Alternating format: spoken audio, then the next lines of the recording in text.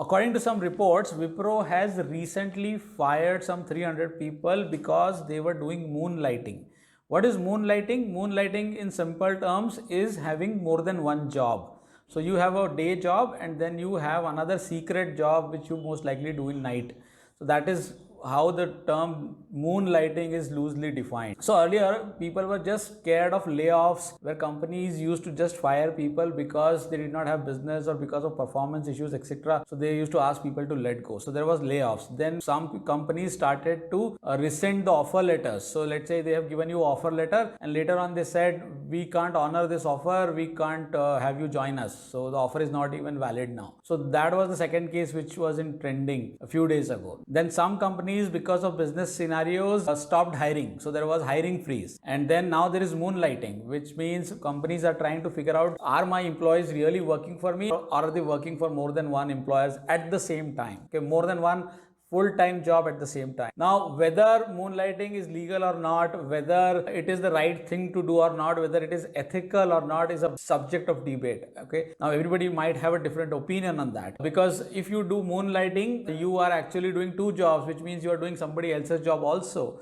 If you were not doing that job, somebody else would have got employed. That is one logic. The second logic is people do more than one job because they need money. Their financial condition may not be right. So they may need more money. So they're working for two jobs. If they're doing justice to it, then what is the issue? So different people, different opinions. Now there is one more thing which came into light today, which is the Ambani and the Adani group have got into a mutual understanding that they will not hire from each other. So there will not be any poaching, okay, which means they will not hire from their rivals in that particular business sector. So if they have stopped poaching, does that really mean that if I'm working with Adani group, I can't join Ambani group, or vice versa? Or is it like stopping the unethical hiring by each other? Because if you have to draw a parallel in IT, it means somebody working in Infosys cannot join TCS, or somebody working in TCS cannot join Infosys. That doesn't sound logical at all, because the companies may have their own contracts, but at the end of the day, the employees work at their will, right? So you should be able to switch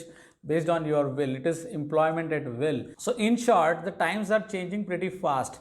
Earlier, there was just the threat of layoff. Now there is a threat that if you resign and if you are going to join a new company, the new company may even say that, oh, this offer is not even valid. Okay, they may just take back the offer. Then there is moonlighting, and now there is also one more thing called as delayed onboarding, which means that they will give you the offer, and on the day of joining or before 1 week of joining, they will tell you that your joining date has been pushed by a week or by a month or by a couple of months or X number of days. This is something which used to happen for freshers. Now we have heard that this is also happening for experienced people, which means that if you resign from your current job and basis an offer letter, you serve the notice period, and just before you are about to join the new company, they will tell you, oh, you need to join after a month. So they can tell you the joining date has been pushed by a month, which means for a month you will be unemployed. So all these factors are pretty scary, honestly. In my opinion, what one needs to do is one needs to be very careful of switching jobs. Be very sure, ask the right questions,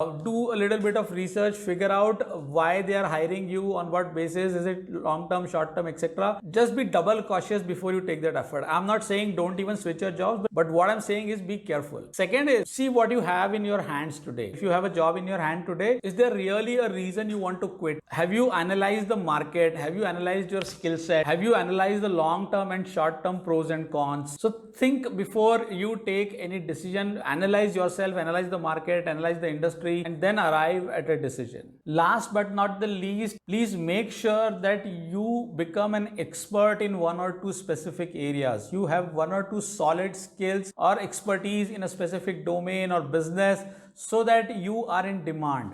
So a lot of times people try to do multiple jobs because they want to earn money. I think most of the times the need is money.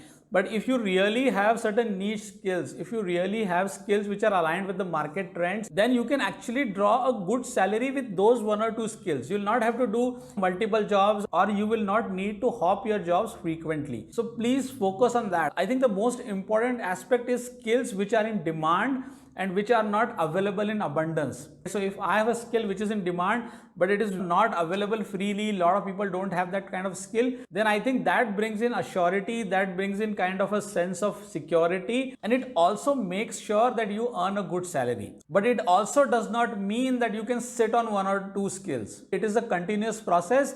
Every 2-3 years in the market, you will have new things. You will have to continuously learn new things and keep yourself updated and relevant in the market. Alright, that's the message I wanted to pass in today's video. I hope you liked it. Please share it in your network. Thank you so much for watching. I'll see you in another video very soon. Take care. Bye.